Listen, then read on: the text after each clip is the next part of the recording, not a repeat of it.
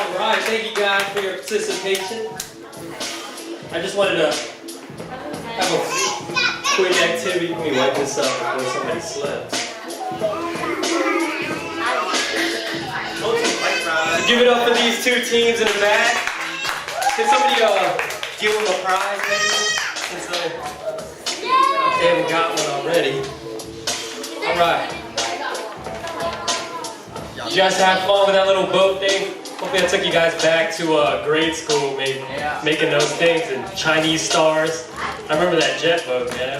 That brings back memories. Alright, we'll go ahead and start my message. That illustration there is basically what I'm going to be talking about. I'm going to be talking to you guys from the book of Acts, and it's basically a story about a shipwreck. And as you can tell by our little activity, it's basically just that. The ship gets wrecked in Acts. And I'm gonna talk to you briefly about the characters involved. The most important character in this story is Paul. And I'm sure you guys are very familiar with Paul. He's a very famous character in the Bible, and he's also one of the most influential person to build one of the first churches in the Bible. And here's a little bit of a brief background about Paul.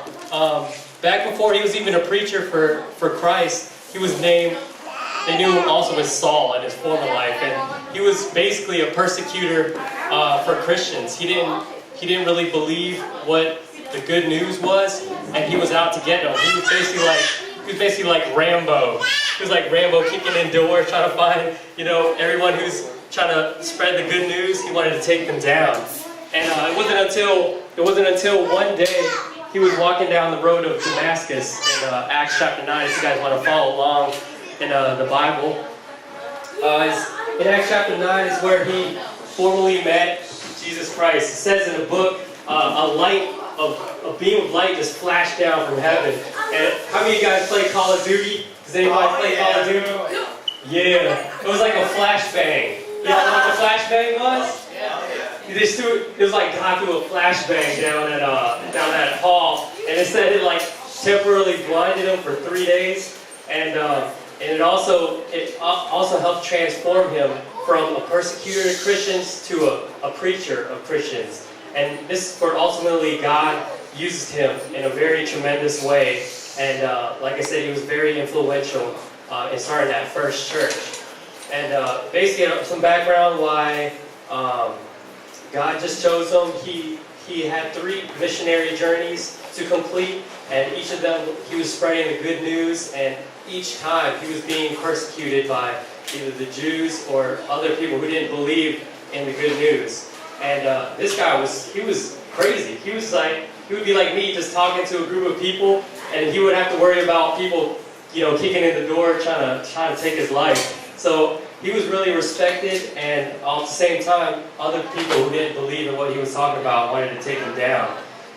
So basically, he completed his 3 missionary journeys, and he finally went back to Jerusalem, and that's when he was taken captive, taken to prison, and he was being tried in all these different courts, from the least court to the highest court.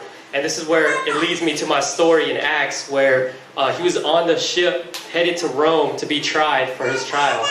And this is where it kicks in. The story basically states, if you want to follow along in your Bibles, it starts in Acts chapter 27 through 28. And there's some Bibles on the side there if you guys want to follow along.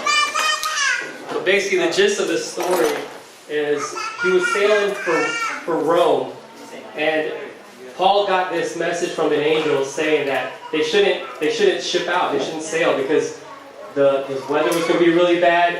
And on the plus side, an angel, he got a message from an angel saying that if they moved on and shipped on, then their lives would be in danger, and also their ship would be in a wreck.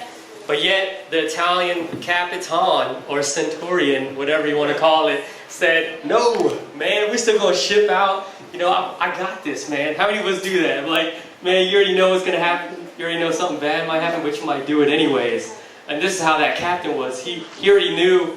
Like, Paul warned him. He's like, "Hey, man, listen, man." He's like, "It ain't gonna work if we go out now." And the worst thing is, research that shows that they shipped out in October, which is what we know as hurricane season, right? And at that time, they said the ship was just getting, bashed by like strong winds, gale force winds. In the NIV Bible, it says it was compared to the nor'easter, or it was nor'easter, if you want to read that along. So it was just some very powerful winds destroying the boat, and everyone was about to jump ship.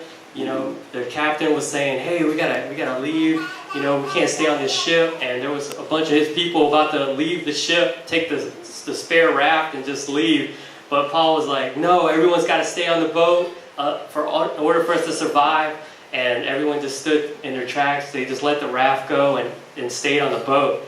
And what I want to depict here is basically just that, like how oftentimes we have weathery, stormy times in our life, don't we? And how many of us here are quick to try to fix that problem without consulting God first? And that was the same thing that happened with the Italian Capitan. Like, he already knew what was going to happen to him. Like, God warned him, Paul warned him that his boat was going to be in a wreck, his lives would be in danger, the men on his ship would be in danger. But yet, his pride and, his gung-ho about it just went ahead and wanted to go regardless. And that's some of the things, we have to learn is, we have to not be quick to try to fix problems on our own, just really take the time to pray about it, and tell you what, God will get you through it.